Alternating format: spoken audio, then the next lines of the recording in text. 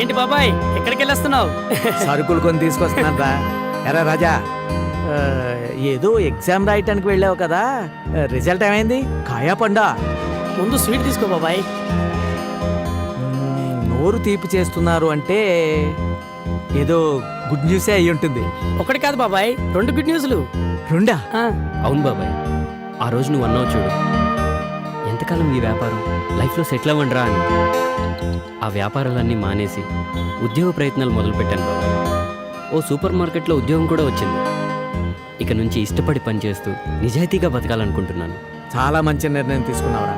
కష్టపడి పనిచేస్తే కడుపే కాదురా, మనసు కూడా నిండుతుంది. నీ సంకల్పానికి ఆ దేవుడు కూడా ఆశీస్సులు ఇస్తాడు. దర్జాగా ఉద్యోగం చేసుకుంటూ హ్యాపీగా బతకరా. అవును, మరి ఆ రెండో వార్త ఏంటి? నువ్వు వినాల్సిన అసలు వార్త ఇదే బాబాయ్. అన్న పరీక్షలో పాస్ అయ్యాడు, ప్రేమలో పడ్డాడు. ఆ అమ్మాయి ఎవరో కాదు, ఆ రోజు డబ్బులు పోయాయి బ్యాంకు. అవును, ఆ అమ్మాయి పేరేంట్రా? స్వాతి బాబాయ్. స్వాతి పేరు బ్రహ్మాండంగా ఉందిరా. ఆ అమ్మాయి రూపానికి తగ్గట్టు. చాలా మంచి విషయం చెప్పానురా. ఆ అమ్మాయి ఉద్యోగం చేస్తుంది, నువ్వు ఉద్యోగం చేయబోతున్నావు. వారం రోజుల్లో ఎంత మార్పురా. ఎక్కడో ఉన్న అమ్మాయి నా టీ కొట్టు ముందు బ్యాగ్ పోగొట్టుకోవటం ఏంటి, అది నువ్వు తెచ్చి ఇవ్వటం ఏంటి, మీ పరిచయం ప్రేమగా మారటం ఏంటి. నిజంగా దేవుడు చాలా గొప్పోడురా. మీ ఇద్దరిని చల్లగా చూడాలి, సంతోషంగా ఉండండి.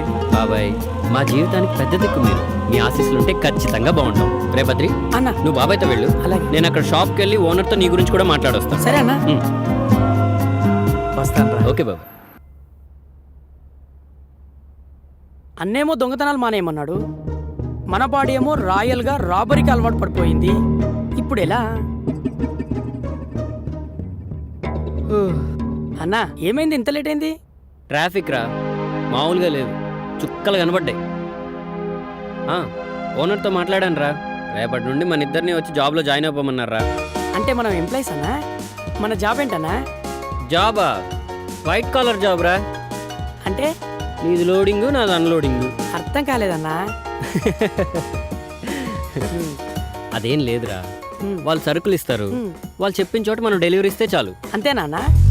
అంటే మీకు ఓకేనా? అదేంటన్నా అలా అంటున్నావు? పర్లేదు చెప్పండి సార్. మీరు ఎక్కడుంటే అక్కడే కదా అన్నా. అంటే మీరు పెద్దోళ్ళు కదా. అదేం లేదన్నా. వెళ్ళి టీ తీసుకురా. సరేనన్నా.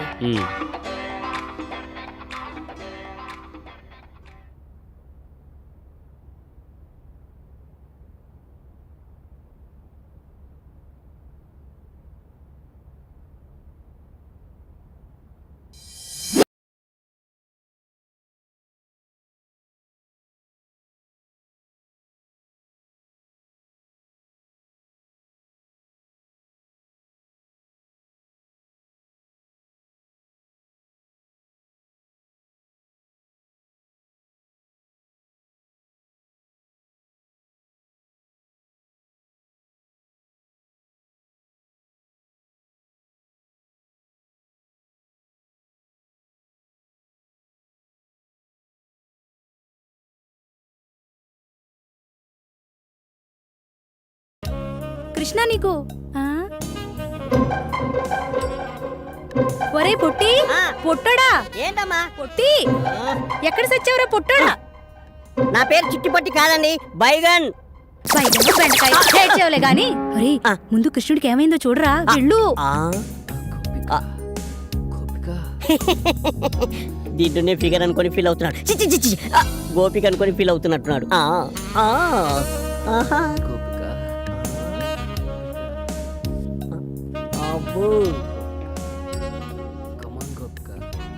గోపిక బంగారం లాంటి కళ చెదర కొట్టా కుదరా ఎదవా. ఏ నాన్న ఏమైంది? మంచినీళ్ళు ఏమన్నా కావాలా? ఇప్పుడే తెస్తాను. అమ్మగారు, నాకు అసలు అలాంటి కళలు ఎందుకు వస్తున్నాయో అర్థం కాలేదు. నేను ప్రేమిస్తున్న నా ఊహా సుందరి గోపికల గురించి ఆలోచిస్తుంటే హాస్టల్లో ఉన్న అమ్మాయిలందరూ నా కళ్ళలోకి ఎందుకు వస్తున్నారో అర్థం కాక నా గోపికని ఎలా కనిపెట్టాలో తెలుసుకోవడం కోసం ఒక జ్యోతిష్యుడి దగ్గరికి వెళ్ళాను. రామ్మా సుభద్ర, బయటకొచ్చి కృష్ణుడి గారి జాతకం ఎలా ఉందో చూసి చెప్పమ్మా. బాగా ఆలోచించు. అది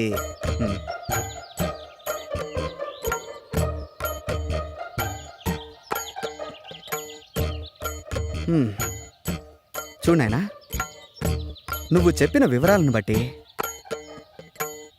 మరియు నీ జీవితాన్ని క్షుణ్ణంగా పరిశీలించిన తర్వాత నీ సమస్యకు ఓ సమాధానం గోచరిస్తుంది.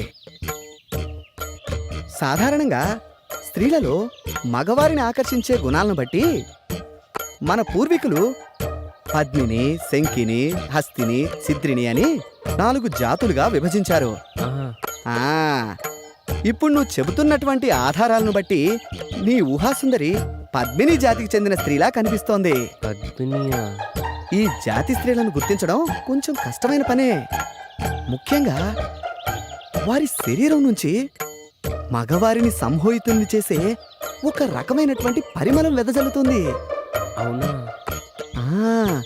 కాబట్టి నీ కలలోకొచ్చిన ఆ అమ్మాయిలు విడిచిన వస్త్రాలను వాసన చూస్తే నీ ఊహాసుందరెవరో ఇట్టే తెలిసిపోతుంది. సరే. జ్యోతిష్కుడు నాకు చెప్పిన పని చేద్దామని హాస్టల్లో అమ్మాయిల రూమ్లోకి వెళ్ళాను.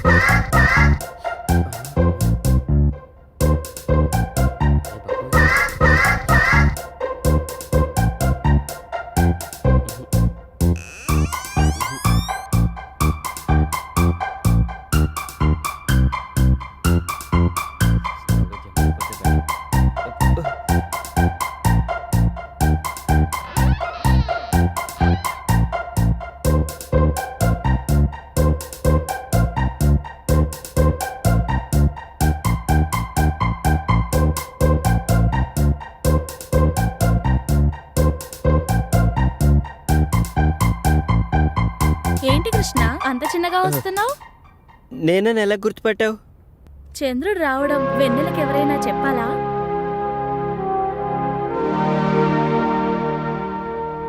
రా కృష్ణ, కూర్చో.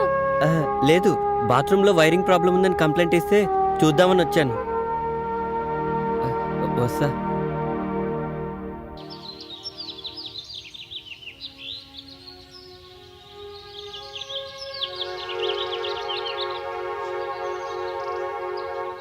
ఆగమ్మా. ఎందుకు? నీతో పనుంది. నాతో మీకు పని ఏంటి? తప్పుకోండి. ఒక్కసారి ఇది చూడు.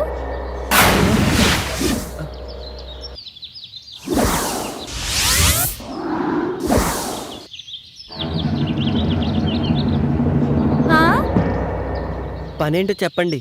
పద రూమ్లోకి వెళ్దాం.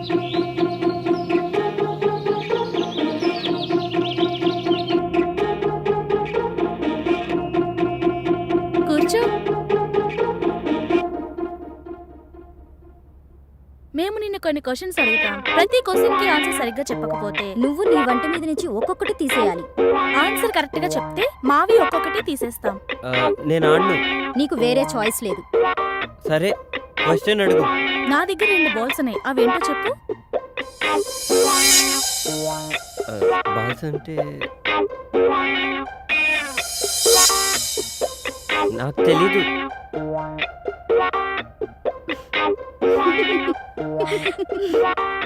I balls.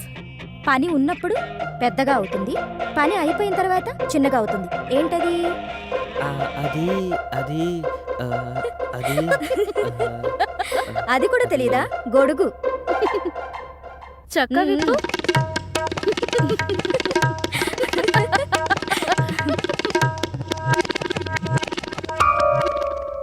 అయితే సరే, ఆడవాళ్ళకి 2 ఉంటాయి, మగవాళ్ళకి 1 ఉంటుంది. అదేంటో చెప్పు.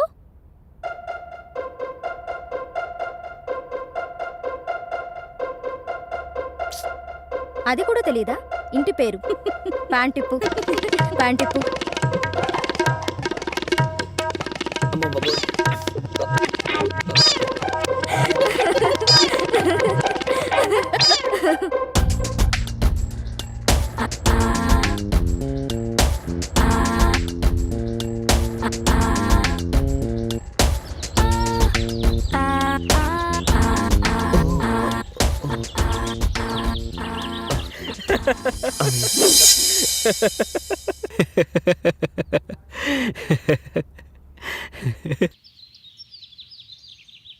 ఎక్కడికమ్మా ప్రొద్దునే బయలుదేరావు? మీకు రాత్రే చెప్దామనుకున్నాను నాన్న, కానీ మీరు వచ్చేసరికి నేను నిద్రపోయాను. పొద్దున్నే లేచి చూస్తే మీరు లేరు. మాధవరావు ఏదో పనుందని ఫోన్ చేస్తే వెళ్ళొస్తున్నానమ్మా. ఏంటి విషయం? ఆయనకు జాబ్ వచ్చింది నాన్న, గుడికి వెళ్దామని బయలుదేరాను. గట్టిగా అనుకో, దానికి తెలిసిందంటే ఇల్లు మీకు పందిరేస్తుంది. సరే వెళ్ళరా, అబ్బాయికి నా కంగ్రాట్స్ చెప్పు. సరే నాన్న, అట్నుంచి ఆఫీస్కి వెళ్ళొస్తాను. అలాగేనమ్మా. పిచ్చి తల్లి, సంతోషం వచ్చినా దుఃఖం వచ్చినా ఓర్చుకోలేదు. దేవుడా, నా బిడ్డను చల్లగా చూడు.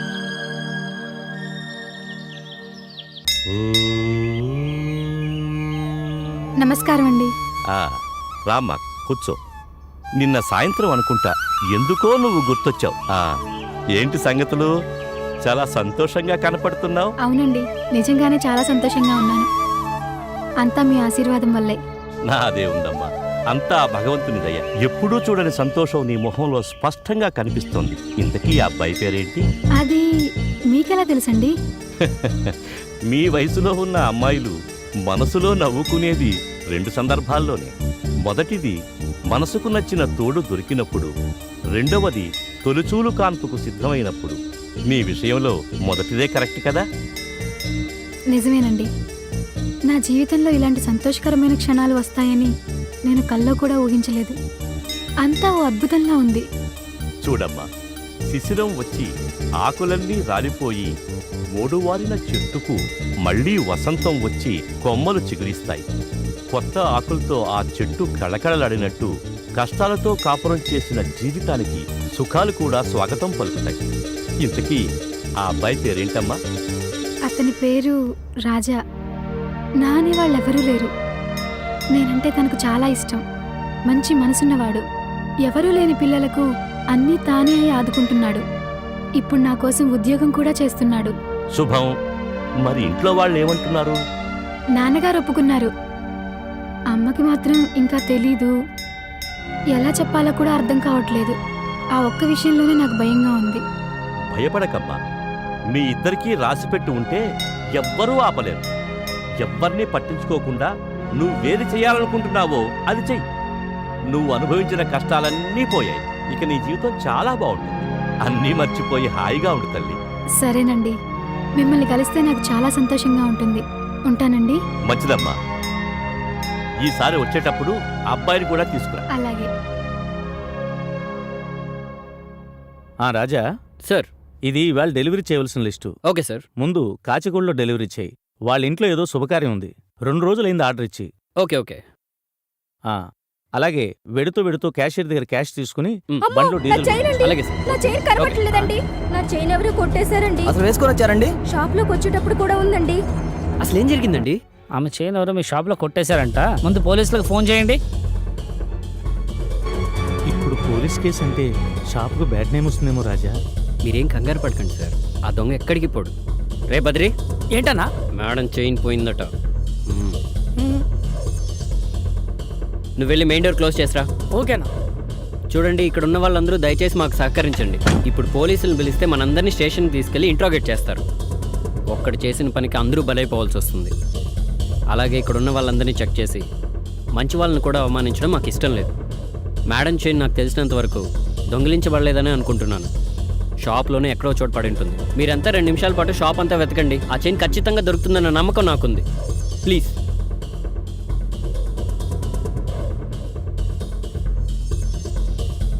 పొద్దున్నే బంగారపు చైను పండగ చేసుకోవచ్చు అనుకున్నాను. వీడెవడో పెద్ద దొంగ నా కొడుకులా ఉన్నాడు. తెలివిగా ప్లాన్ వేసి దెబ్బతీశాడు. దొరికింది చైన్ దొరికింది. ఇదేనమ్మా చైను? అవునండి. బయటకు వచ్చేప్పుడు జాగ్రత్తగా ఉండాలని తెలియదమ్మా నీకు? నీ ఒక్కదాని కోసం ఇంతమందిని ఇబ్బంది పెట్టావు. భలే దానివమ్మా. చాలా థ్యాంక్స్ రాజా. ఈ రోజు నా పరువుతో పాటు నా షాపు గుడ్ విల్ కూడా కాపాడావు. అవును, ఆవిడ చైను ఎవరూ దొంగిలించలేదని, ఎక్కడో పోగొట్టుకుందని అంత ఖచ్చితంగా నీకెలా తెలిసింది? దొంగతనం జరగలేదని ఎవరు చెప్పారు సార్? దొంగతనం జరిగింది. దొంగ ఎవరో కూడా తెలిసింది. దొంగ ఎవరో తెలిసిందా? ఎవరు? ఆ చైన్ దొరికిందని తెచ్చిచ్చిన వాడే దొంగ. అయితే వాడిని ఒక్కడనే పట్టుకుంటే సరిపోయేదిగా. అందరినీ ఎందుకు ఇబ్బంది పెట్టడం? వాడు దొరికిందని తెచ్చిచ్చేంత వరకు వాడే దొంగని నాకు తెలియదు సార్. కానీ ఖచ్చితంగా తెలుసు, దొంగిలించిన వాడే దొరికిందని తెచ్చిస్తాడని. అలా కాకుండా అందరినీ వెతికితే వాడు తప్పించుకోవడానికి ఆ చైన్ని మాయం చేసేవాడు, లేదా ఇంకొకరిని ఇరికించేవాడు. ఆ తర్వాత పోలీసులు, ప్రెస్ ఇలా గోల గోల అయ్యేది. అందుకే మన చేతికి మట్టి అంటకుండా, మన షాప్ పరుగు పోకుండా చిన్న చిట్కా వేశాను. ఇంకా అలా వెతకమనేటప్పటికి వాడికి ఏం చేయాలో అర్థం కాక చైన్ దొరికిందని తెచ్చిచ్చేశాడు. Wow super. అప్పటికప్పుడు అంత మాస్టర్ ప్లాన్ ఎలా వేశారండి? ఏముందండి, మామూలే. నేను చెప్పనా? మీరు చెప్తారా? చెప్పండి. Previous experience. మానేశానండి. మీకు అలగటం కూడా వచ్చా? అయ్యో ఆ మొహం చూడు, చిన్న పిల్లాడిలా. ఊరికే అన్నానమ్మా. హే, నువ్వు కూడా అమ్మ అన్నావు. మరి నాకు కూడా అమ్మలేదుగా. మీకు ఐస్ క్రీమ్లో ఏ ఫ్లేవర్ అంటే ఇష్టం? ఐస్ క్రీమ్లో ఏ ఏ ఫ్లేవర్స్ ఉంటాయో నాకు తెలియదండి. మనకు తెలిసిందల్లా మూడే. ఒకటి పుల్ల ఐసు, పాలైసు, కోన్ ఐసు. అదేంటి, మీరు ఎప్పుడు ఐస్ క్రీమ్ పార్లర్కి వెళ్ళలేదా? చిన్నప్పుడు ఆ అవకాశం రాలేదు, పెద్ద అయ్యాక ఆ అవసరం రాలేదు. ఇదే ఫస్ట్ టైం. అయ్యో సరేలేండి, ఇప్పుడు నేను మీకు నాకు నచ్చిన ఐస్ క్రీమ్ ఫ్లేవర్ తినిపిస్తాను, ఓకేనా? మీ ఇష్టం. Bearer madam 2 blackcurrant. Okay madam. మా నాన్నతో నేను ఎప్పుడు బయటకు వచ్చినా కంపల్సరీ ఐస్ క్రీమ్ పార్లర్కి వెళ్తాం. మా నాన్న నన్ను అడగకుండానే బ్లాక్ కరెంట్ ఆర్డర్ చేస్తారు తెలుసా? ఏంటి అలా చూస్తున్నారు? నేను నాకు నచ్చిన అమ్మాయితో రెస్టారెంట్కి వచ్చానా? ఇది కళ నిజమా? కళ లాంటి నిజం. కళలో కూడా ఊహించినది కళ్ళ ముందు జరుగుతూ ఉంటే అది నిజంగా కళ అయినా కళ లాంటి నిజంలానే అనిపిస్తుంది.